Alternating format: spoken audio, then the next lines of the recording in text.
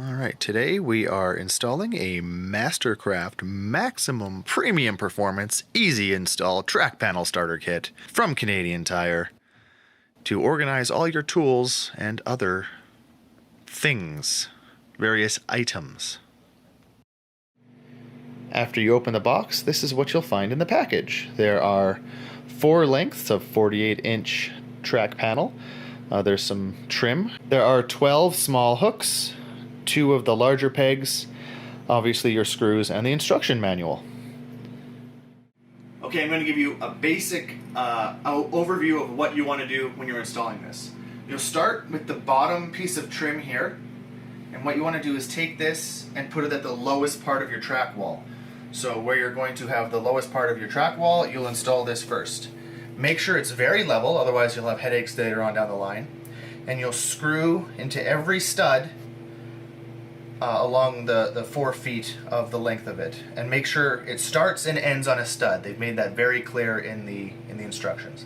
Once that's on there, what you'll do is you'll take your your lowest piece of panel, slide it in, onto where it goes, and then you'll do the same thing along its top into every stud, and then you'll work your way upward. And every time you add a piece of panel on, it'll cover up where you put your screws, and you'll have a nice clean look once you get to the top. And it's pretty straightforward from there. Okay, because these have a little bit of flex, what you're going to want to do is start on one side and put the screw in on the very far side over here. And as you work, just make sure you're using a level as you go along to make sure that it's not, flexing downward. That would be problematic. And then that way, if you start at one end, you'll be able to pivot it up and down as long as you don't do it too tight. And you'll also notice that I'm installing this on OSB, so I have a lot more flexibility when it comes to where I put the screws. Of course, I'm going to hit the stud at every point where I can, but I don't have to be so worried about starting and ending on a stud as you would be if you were installing this on drywall, because drywall does not have the structural integrity of OSB. Okay, we have our bottom piece of trim installed, and we have our first panel. And what you'll do is you'll fit the panel, as per the instructions, over and onto the bottom panel, or onto the bottom trim as that, and you can slide it over. And what you want to do here is just confirm that you did it right the first time. We're nice and level. As we work our way up, if you're at too much of an angle, it'll maybe put you in the wrong direction here. And here's a tip, because these are plastic, they have a little bit of flexibility to them. So when you're drilling these in, screwing these in as they say, you don't want to bury the screw very deep against the back, otherwise you're going to cause bends and buckles, and getting the next piece on top will not work easily. So that's a pro tip. Okay, so we've got 3 panels installed. And you might look at this scene and go, uh-oh, look what he did here. He didn't measure how far up he was going to go, and now he's messed up. And if you did this without measuring beforehand, you would actually have to uninstall each of these panels and start from the bottom again. So it's very important that you know where you're going to install this from the bottom up. But this actually isn't a mistake. I'm going to try something here that's not really part of the instructions in the box. I'm going to take my last panel, and I'm going to cut it in half so I can have 2 more sections up here, and so I can fit it in a better place in this room. Not part of the instructions, it's not part of the manufacturer's recommended installation, so we're going rogue. Okay, so I've cut the piece in 2 using a jigsaw, and I must say it cuts just like butter. There was no resistance, it went really well. A nice clean cut, so hopefully these work really well. I did scuff it up. If you're going to cut these, maybe put some painter's tape on them if you're really worried about them.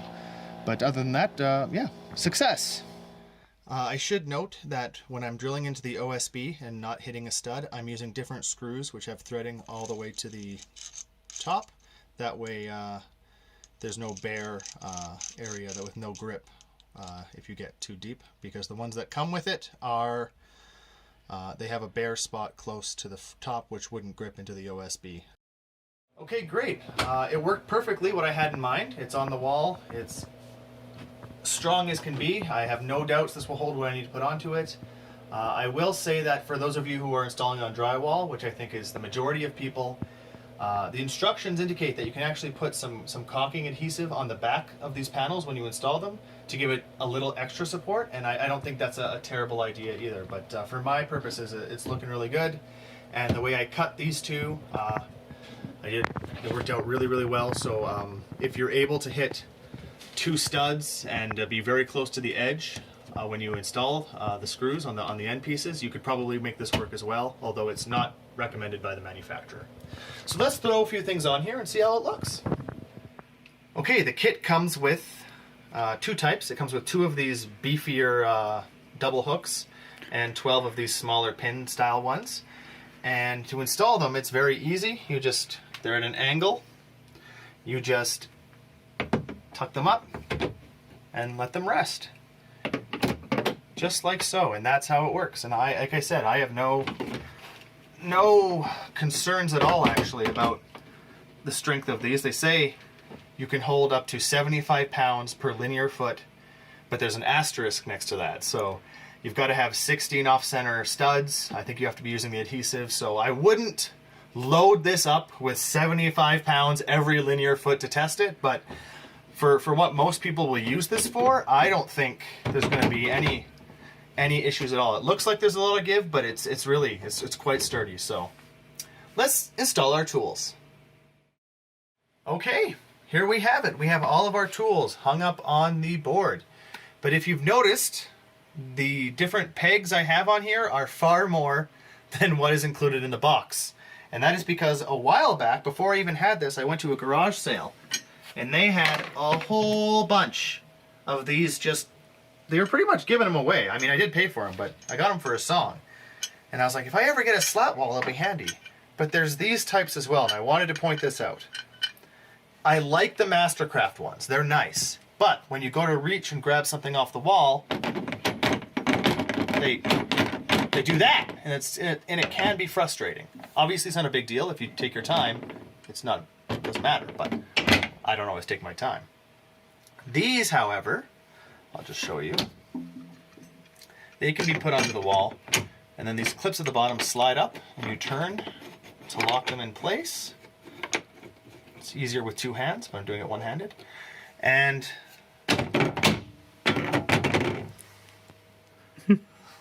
these, let me try that again. These actually do, oh, you gotta get back there. There we go. Lock up in place. There we go. And now you could, take your hammer off and it won't lift like these do. So these Pro Slat ones are really nice. I don't know how much they are normally. If you can get them for free, I would recommend them. But that's it. Yeah, that's the slat wall from Canadian Tire.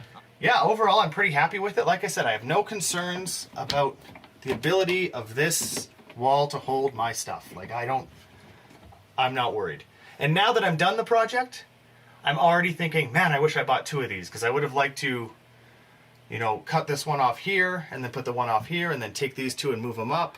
And in fact, that's what I'm going to do now. Now that I see how much I like it, how many extra items I have, I'm going to buy another one of these sets and try to install some more. So there you have it. The Mastercraft Maximum Premium Performance Easy Install Track Panel Starter Kit from Canadian Tire.